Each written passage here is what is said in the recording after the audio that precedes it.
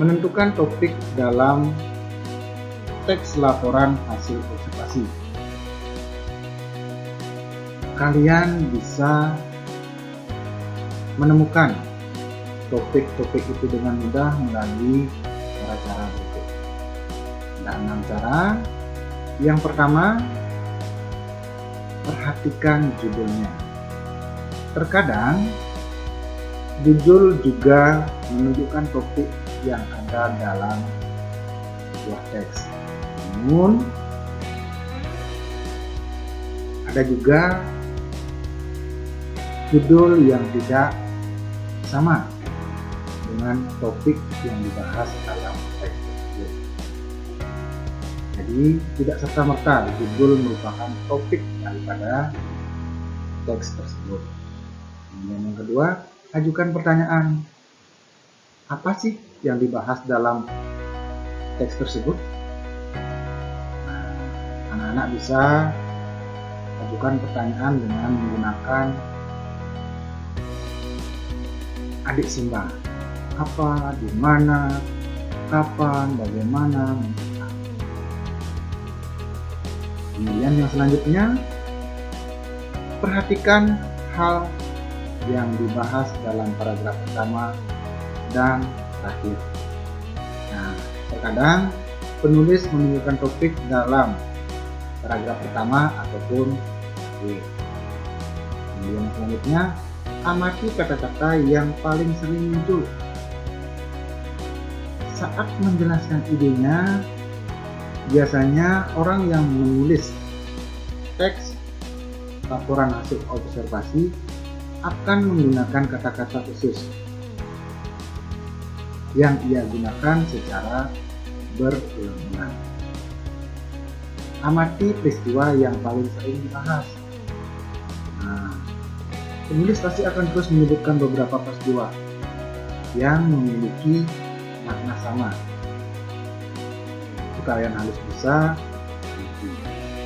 Kemudian amati petunjuk kata. Jadi dalam teks laporan hasil observasi, terkadang penulis menyertakan gambar untuk mendukung tulisannya. Gambar ini biasanya berkaitan erat dengan topik dalam tulisan. Jadi kalau sudah keenam cara ini kalian lakukan, maka kalian akan lebih gampang untuk menentukan topik dalam teks laporan hasil observasi. Kemudian yang selanjutnya, menemukan gagasan utama. Nah, jadi gagasan utama itu juga disebut dengan gagasan pokok ya. Nah, kalian pasti sering mendengar. Ada yang gagasan pokoknya berada di awal, disebut dengan apa? Disebut dengan paragraf. Kalau di akhir disebut dengan paragraf induktif. Dan ada juga yang gagasan pokoknya ada di awal dan di akhir, itu disebut dengan paragraf catatan. Untuk menemukan gagasan utama, itu ada beberapa langkah-langkah. Yang pertama, mencermati setiap kalimat dalam paragraf. Jadi, kalian harus cermati betul apa sih yang dibahas dalam paragraf tersebut. Kemudian mana yang merupakan kalimat penjelas, mana yang merupakan gagasan. Kemudian mengidentifikasi kata benda atau subjek yang dominan. Selanjutnya, menentukan kalimat yang cocok menjadi kalimat utama. Yang menentukan, setelah kalian cermati, yang mana sih dari kalimat-kalimat tersebut yang merupakan kalimat utama yang dibahas dalam paragraf tersebut. Yang selanjutnya, menemukan gagasan pokok dalam kalimat tersebut. Nah, 4 langkah-langkah ini sudah kalian lakukan, maka kalian akan mudah untuk menemukan gagasan utama dalam teks laporan hasil. Lanjutkan dengan mengenal struktur teks laporan hasil observasi.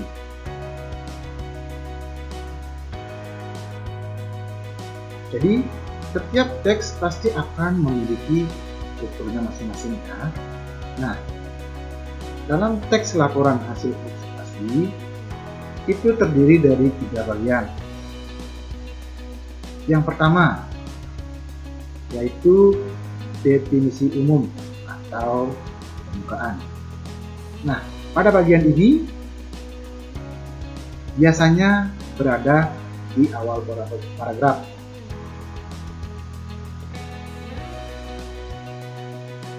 Bagian definisi umum biasanya berada di awal paragraf.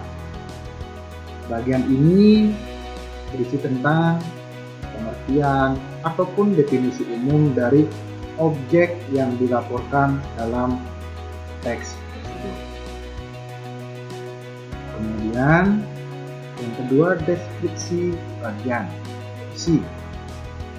Nah, pada bagian ini penulis akan menunjukkan ciri khas dari objek yang dilaporkan. Kemudian pada bagian ini juga penulis akan menuangkan fakta-fakta yang dapat dipertanggungjawabkan kebenarannya. Kemudian yang ketiga, penutup atau kesimpulan. Nah, pada bagian ini berisi tentang kesimpulan suatu objek yang diamati. Biasanya pada bagian ini juga menyajikan ringkasan dari uraian pada bagian-bagian sebelumnya. Nah, mudah-mudahan kalian paham ya. Baik, jadi demikian video materi untuk hari ini. Untuk materi selanjutnya kita akan lanjutkan pada video selanjutnya. Mudah-mudahan dengan video ini anak-anak bisa lebih mudah memahami tentang materi teks laporan hasil observasi. Terima kasih.